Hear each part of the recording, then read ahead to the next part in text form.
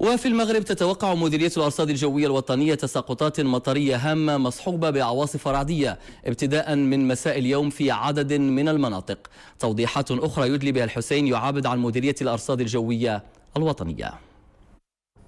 ابتداء من هذه الليلة وطيلة يوم غد إن شاء الله ستهم أمطار المناطق الشمالية للبلاد.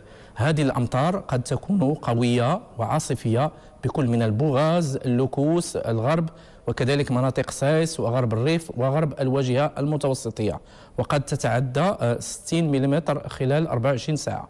بينما يكون الطقس ممطرا كذلك في السهول الغربية شمال الصويرة، وتمتد نحو الشاوية، دكالة، هضاب الفوسفات، والماس، الواجهة المتوسطية، الريف، وكذلك غرب الأطلس المتوسط والكبير.